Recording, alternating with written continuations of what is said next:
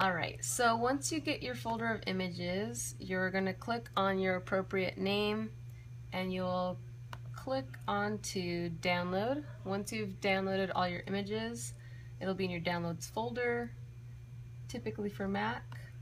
This is going to be your folder of images that you now have. I would start out by creating all the style folders, which are the first few numbers of each image. It will start with a BSB, for instance, on this one.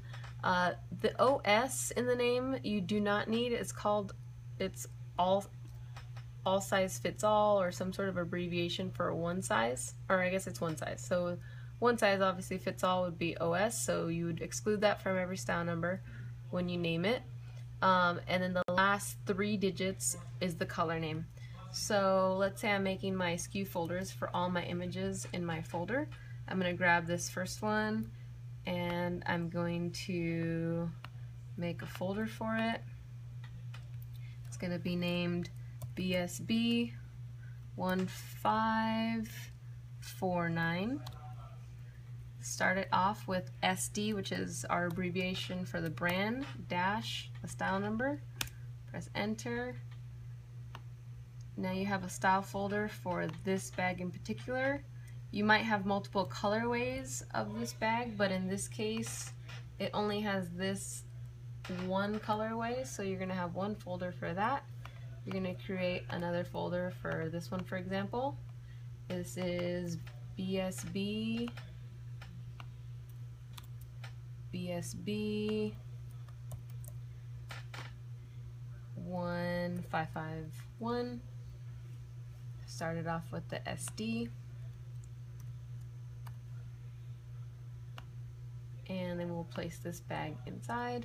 So once you name all of your folders and images are in each folder, I would name these once we start editing. So once you have, let's say, all your folders all in this area with unique style numbers for each, some have multiple colorways which will go in the same exact folder if it's so. For instance, let me see if I find one. I don't have one that has multiple colorways. If you have 2 items that are exactly the same style number but just a different color abbreviation, you'd put them in the same style folder, just like you saw me name, starting with SD and the style number, excluding the OS for one size. Now that you've had, let's say all of these are blue folders with all the images appropriately in each one, you'd grab your image right over here and you drag it over to the template. So you drag it over.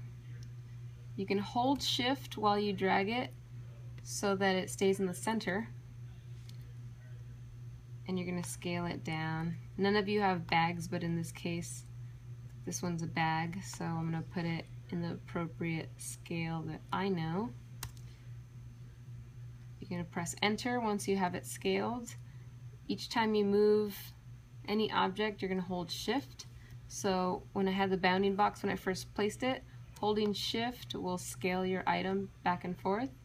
And once you're done sizing it, you would release your click and you can move it around freely to center it and make sure it's not out of the bounding box. Press enter to release it.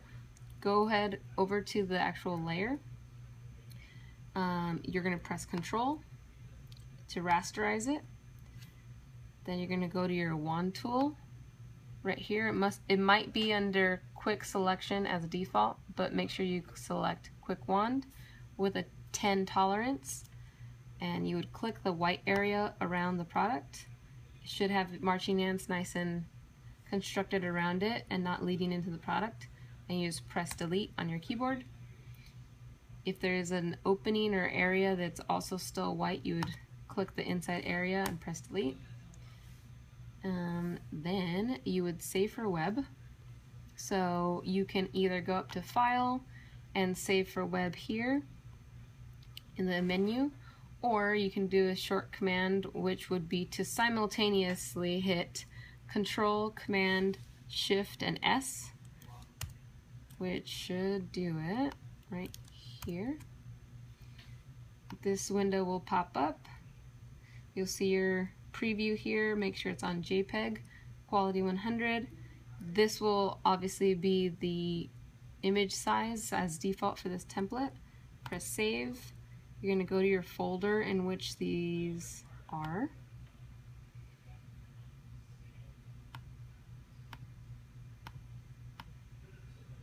And I already named my folder, which is right here.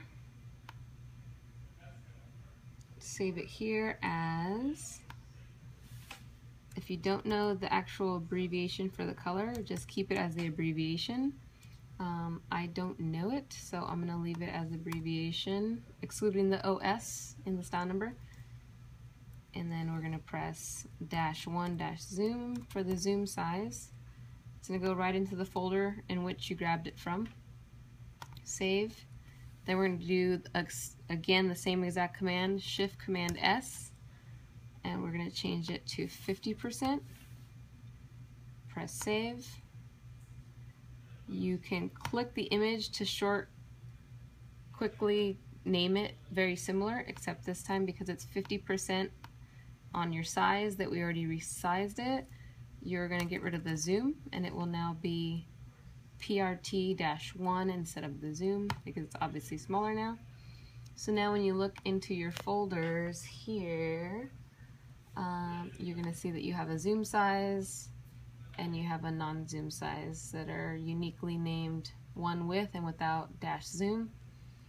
And that's pretty much all you need. You can go ahead and either keep the original or you can delete it as long as it's scaled correctly. All your scales are going to be in your template here. I've named them with either, if it's a beanie, or a flat, which could be gloves or scarves. It's within this bounding box showing you where the guides, the ones you should adhere to are the ones in red. We've got baseball. Again, these blue lines are your guides. They won't affect your image at all. In the scale examples that I put in here, I just made a red bounding box to remind you which ones of these blue lines are the ones you're trying to adhere to and fit within.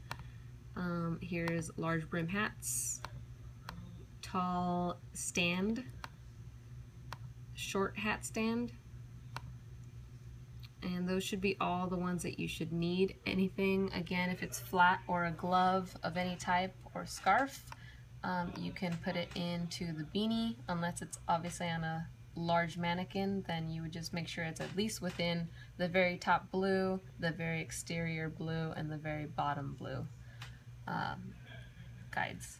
And I think that's all you need.